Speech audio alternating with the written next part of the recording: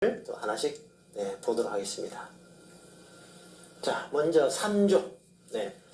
이제 제가 순서대로 소개하는 것은 방금 말씀드린 대로 위에 덜 중요한 거 다 빼버리고 이제 중요한 거는 순서대로 제가 가급적이면 빠짐없이 소개를 해드리겠습니다. 자, 먼저 3조입니다. 3조는 질병상해보험에서 제3보험에서 지급하는 보험금의 종류가 뭐뭐이냐 그 얘기입니다. 자, 상해를 직접 원인으로 하는 사망. 상해 사망은 기본계약으로 담보한다. 그죠? 질병 사망은 아닙니다. 그리고 후유장애 보험금, 입원, 수술, 간병 보험금을 지급하는 보험이 제3보험이고 질병 이쪽에서 이제 실손 지급도 있기 때문에 정액 보상과 실손 지급이 다 있기 때문에 생손보 공통된 부분이 있다 이 얘기입니다. 질병으로 인한 사망보험금은 표준약관상 제외된다. 어떻게 해야 되냐 그러면 특약으로 해야 된다 그 얘기죠. 자, 예제 보겠습니다. 표준약관상 지급되는 보험금의 종류에 해당하지 않는 것은 질병상의 표준약관입니다. 답이 뭐죠? 질병으로 인한 사망보험금은 아닌 거다. 이미 한 4번, 5번 이제 반복이 되고 있습니다. 중요한 건 이렇게 반복으로 확실하게 저절로 외워지는 것이 제일 좋습니다. 자, 제3보험의 기본계약으로 영위할 수 없는 담보는 이것도 이제 질병사망과 관련이 되어 있겠죠. 기본계약으로 영위할 수 없는 담보는 90세 만기 상해보험, 상해보험 만기가 따로 구분이 없죠. 영위할 수 있습니다. 15년 만기 상해보험 영위할 수 있죠. 80세 만기 질병사망보험이 이제 질병사망이 어때요? 질병사망은 특약으로만 가능하다. 그죠? 기본계약 말이 나오면은 특약, 질병사망에 대한 내용이구나 이렇게 추정할 수 있습니다. 질병사망이 아닌 질병치료비는 그 보험기간 구분 없이 다 가능한 거죠. 답이 3이 되겠습니다. 자, 사망보험금 지급 내용으로 틀린 것은 상해보험에 1인당 2억 한도로 한다. 질병으로 인한 사망에 대해서는 지급하지 아니한다. 사망보험금 보험수익자에게 지급한다. 사망보험금 지급 후에 피보험자의 생존이 확인이 되면 보험금을 회수한다. 맞죠? 자, 뭐가 틀리겠습니까? 자, 1번입니다. 그러니까 사망보험금은 이 한도는요 정하기 나름이에요. 그러니까 1인당 2억이다라는 것은 질병사망의 요건에 하나 있죠. 질병사망의 요건 다시 정리해 볼까요? 첫 번째 뭐죠? 보험 기간은 80세까지 80세 이하. 두 번째 금액은 2억 원이죠. 보험가입 금액 여기처럼. 세 번째가 이제 보장성을 해야 된다. 만기에 받는 돈이 납입보험료 총액보다 많으면 안 된다. 그 얘기였죠. 자, 그럼 이제 4조에 들어갔습니다. 4조는 사망의 인정, 이제 인정사망이라고 하죠. 사망은 실제 사망과 인정사망 두 개 있다 이렇게 보시면 돼요. 인정사망은 그 물리적으로 사망이 확인이 안 되는 케이스죠. 물리적으로 안 되는 건데 실종 선고를 받은 경우하고 관공서에서 이제 지진이라든지 그 재난 속에서 사망한 경우는 그 순간이 확인이 안 되는 거잖아요. 그죠? 그래서 요거는 가족관계 등록부에 기재된 그 사망 연월일 이 날짜를 사망일자로 인정한다 그 얘기입니다. 그리고 실종 선고를 했을 경우는 법원에서 인정한 실종 기간이 끝나는 때에는 사망으로 인정을 하죠. 이것이 바로 인정 사망이 되겠습니다. 그 다음에 4조에도 추가 내용인데요. 질병보험금의 지급인데 요거는 이제 5년, 이건 좀 중요한 부분입니다. 청약일 이전에 청약을 할 때 말입니다. 고지의무상 내가 위궤양이 있다 이렇게 고지한 것은 그 해당한 그 병에 대해서는 지급이 안 되는 거잖아요. 그런데 이제 면책이 원칙이지만 무한정 면책이 아닙니다. 5년이라는 기간이 있는데 이 5년 동안에 고지한 질병, 예를 들어서 아까 말씀드린 위궤양이었다면 위궤양과 관련된 치료를 전혀 받지 않았다. 치료, 투약, 진단 등 전혀 받지 않았다고 할 경우는 5년이 지나면 가능합니다. 5년 동안 아무런 치료 등등의 사실이 없을 경우는 보상이 가능하다. 아시겠죠? 고지한 질병이라 하더라도 보험기간 전 기간 무조건 면책이 되는 게 아니라 5년 이후에는 보상이 가능하다. 단 5년 동안 전혀 치료 사실이 없어야 된다. 이 얘기입니다. 자, 예제 보겠습니다. 계약 전 알릴 의무. 이건 약관상이고요. 상법상은 이제 고지 의무라고 하죠. 상법상은 고지 의무다. 네, 고지 의무에 해당하는 질병으로 과거의 진단 또는 치료를 받은 경우에는 않는 것이 원칙이다. 맞죠? 청약일 5년 전에 확정된 질병이라 하더라도 청약일 이후에 5년 동안 청약일 이후에 5년 동안에 전혀 추가 진단 또는 치료 사실이 없는 경우에는 약관에 의해서 보상한다. 맞습니다. 자, 갱신형 계약의 경우는 갱신 이후에 그 이제 3번은 뭐냐면 이 5년을 어떻게 카운트하냐 그 얘기예요. 근데 이렇죠. 만일에 최초로부터 이제 갱신이 자 5년이 지났습니다. 그런데 갱신이 6년째 갱신이 됐다고 하면은 여기서도 다시 5년을 하는 거 이건 아니다라는 거죠. 그죠? 최초로부터 5년을 계산한다라는 겁니다. 갱신일 이후에 5년간 이 얘기는 아니다라는 거죠. 3번이 답이 되겠습니다. 자, 청약일 이후에 5년이 지나는 동안, 청약일 이후 5년이 지나는 동안에는 아까 말씀드린 대로 이 5년 동안에 아무런 치료 사실이 없으면은 해당 질병이라 하더라도 보상을 하는데 이 5년은 제대로 된 5년이라 되는 거죠. 중간에 만일에 실효가 나서 이만큼 없어졌다 이러면 이거는 5년으로 인정이 안 되는 겁니다. 실효됐다가 다시 부활했는데 이 기간이 비었다. 이건 인정이 안 되는 거죠. 아시겠죠? 풀로 5년이 차야 된다. 그 얘기입니다. 자, 갱신계약은 최초 계약일로부터 5년이고 부활계약은 부활 청약일로부터 다시 5년입니다. 이거 주의하셔야 되는데 왜 그렇게 했습니까? 부활계약은 부활 청약일로부터 5년인데 부활할 때는 고지의무도 신계약에 준해서 하지 않습니까? 부활계약 자체를 신계약으로 보기 때문에 신계약으로 간주하기 때문에 부활 청약일로부터 5년이다 라고 얘기하는 겁니다. 자, 그러면 또 사주가 제일 양이 많습니다. 자, 후유장애 진단을 보겠습니다. 후유장애 진단은 상해 또는 질병 진단일로부터 180일입니다. 일단 장애 지급률을 지급하기 위해서는 결정해야 되죠. 진단일자는 그러니까 진단일로부터 180일 이내에 장애 지급률을 확정하고 진단일자가 아니라 진단일로부터 180일 이내에 장애 지급률을 결정하고 자, 이분도 좀 주의하셔야 되는데요. 악화된 장애의 평가는 뭐냐면은 어떤 장애 진단을 받았는데 기존의 그 장애로부터 추가로 또 악화될 수 있거든요. 그 악화되는 것도 그 악화되는 그 기간이 10년 이상인 계약은 2년 이내, 10년 이상인 계약은 2년 이내, 그리고 만기가 보험기간이 10년이 안 되는 계약은 1년 이내. 이 얘기는 뭐냐면은 자, 장애 진단을 받았습니다. 그런데 추가로 악화된 것이 있다면 10년 이상의 계약은 이렇게 2년 내로 악화된 거에 대한 장애 지급률을 추가로 보상한다 그 얘기입니다. 그리고 10년 미만인 거는 1년까지만 1년 안에 악화되는 거에 대해서는 추가적으로 장애 지급률을 인정한다 그 얘기죠.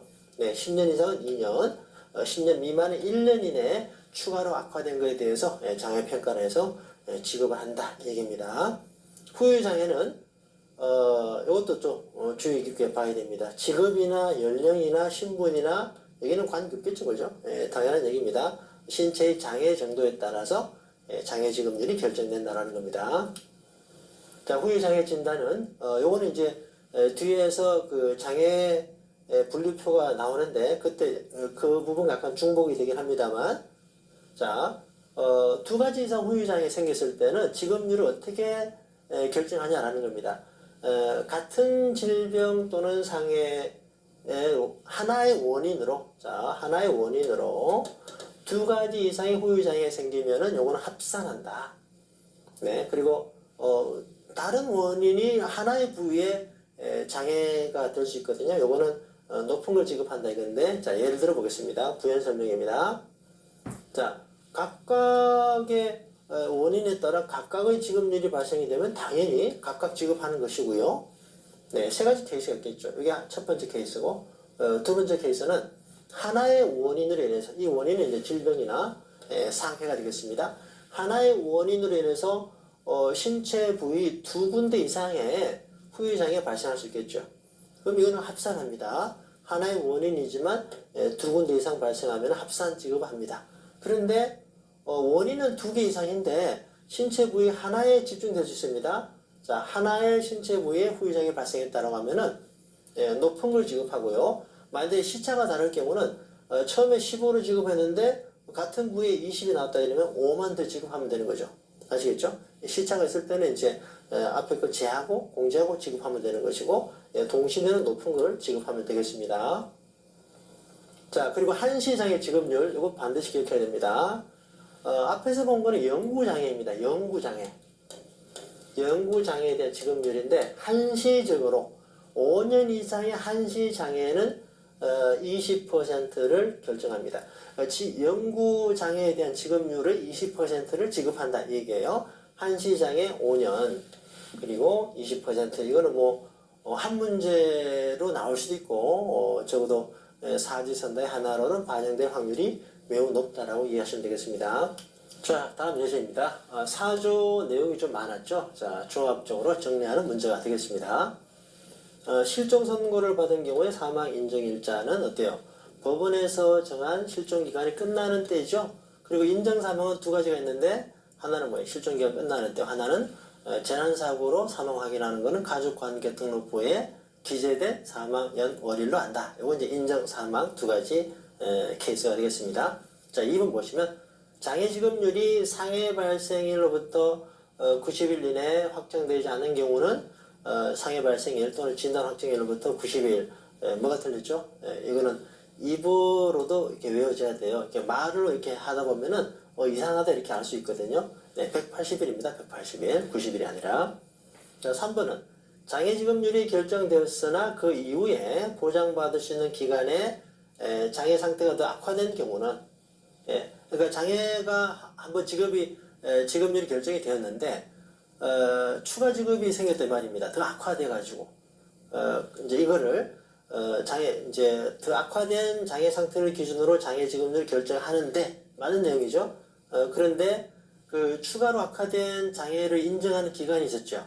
보험 기간이 10년 이상인 경우는 2년 이내 장애 지급을 한번 결정하고 2년 이내 보험 기간이 10년이 안 되는 것은 장애 지급률 결정하고 1년 이내죠. 그 얘기입니다. 3번이. 네. 자, 4번은 청약일 이전에 진단 확정된 질병이라 하더라도 고지한 질병이라 하더라도 3년이 아니라 5년 동안에 아무런 치료 사실이 없으면은 해당 질병으로부터도 보상을 받을 수 있다. 그 얘기가 되겠습니다. 그죠? 1번 왜 틀렸냐, 2번 왜 틀렸느냐, 4번이 왜 틀렸는지를 잘 이해하셔야 됩니다. 자, 한시장애는 5년 20%, 5년 20% 바로 답이 이렇게 1초 문제죠. 1초 문제. 1초 만에 답이 나오는 문제가 되겠습니다. 자, 그러면 제3보험의 표준약관의 후유장애에 대한 설명이다.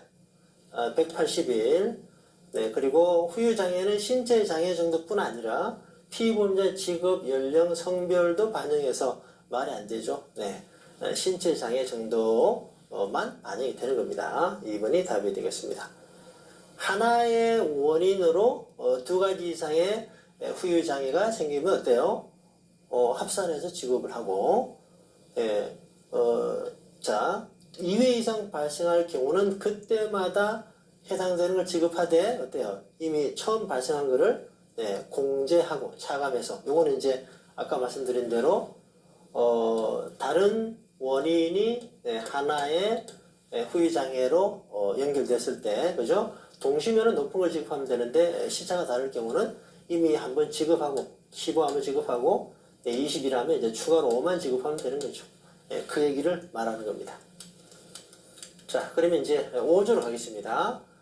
보험금을 지급하지 않는 사유. 피보험자 고의는 뭐 면책입니다. 3보험에서 아까도 봤지만 중과실은 들어가지 않습니다. 고의만 면책이에요. 자, 그리고 요거는 이제 그 피보험자의 고의냐 수익자의 고의냐, 여기서 키 포인트는 뭐냐면은, 자, 고의 사고 중에 중과실이 안 된다는 뭐 당연한 거고요. 자, 고의 사고 중에 고의인데 피보험자의 고의가 있고 보험 수익자의 고의가 있고 보험 계약자의 고의가 있는데 여기서 이제 고의는 다 안 되는 거지만 하나 주의하셔야 될 것은 보험 수익자의 고의일 때입니다. 보험 수익자의 고의일 때는 안 되는 게 원칙입니다만은 자 보험 수익자가 여럿이 있을 수 있죠. A, B, C 세 사람이 있는데 보험 수익자가 피보험자를 해쳤다 그러면은 A가 그랬다 그러면 A만 받지 못하는 거고 나머지 B, C는 받을 수 있는 겁니다. 이런 예외가 있을 수 있다는 거죠. 보험 수익자가 복수일 때는 보험금이 지급이 된다는 겁니다. 아시겠죠? 고의사고를 하더라도 보험 수익자의 고의가 있을 때는 다른 보험 수익자가 있을 경우는 보험금이 지급될 수 있다는 겁니다. 그리고 이제 임신, 출산, 산후기는 다 면책이고요.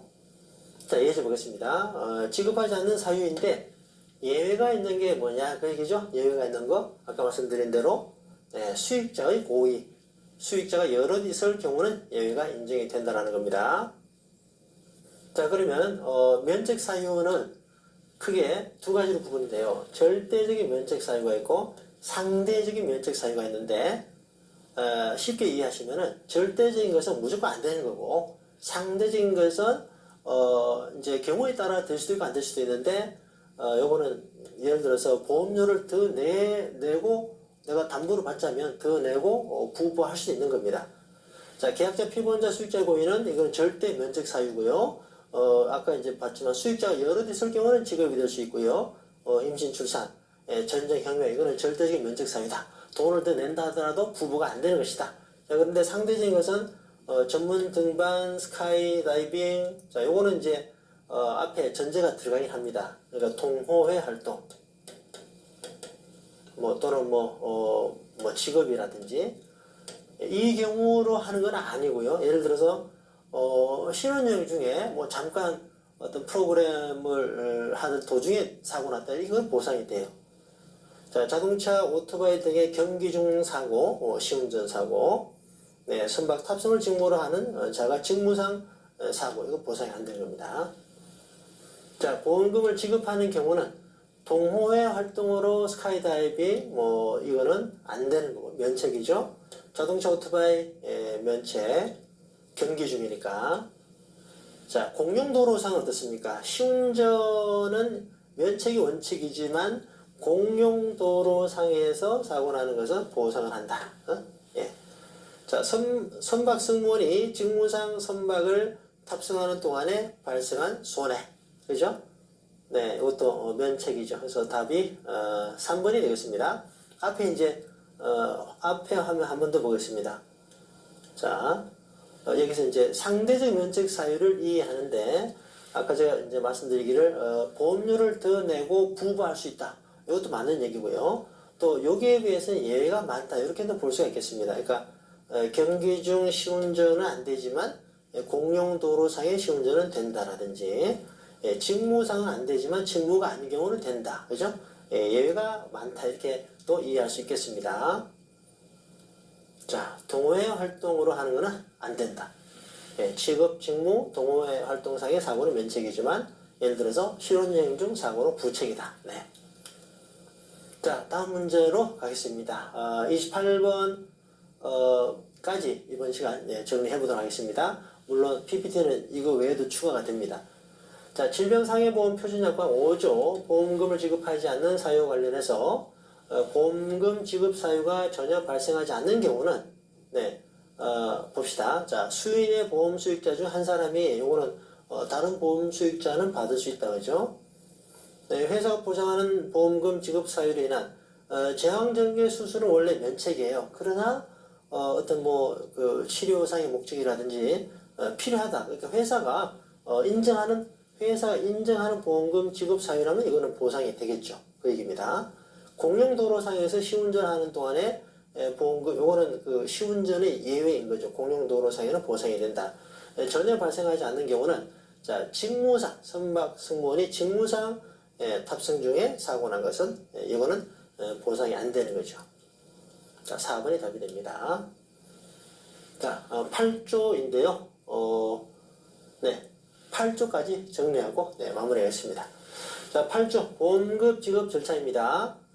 이것도 이제 별거 아닌 것처럼 보이지만 시험에 잘 나와요. 서류 접수일로부터 3영업일입니다. 3일이 아니라 3일이 아닙니다. 3일이 아니고 그 토요일 일요일 끼면은 아닌 거고 영업일 기준으로 3영업일입니다.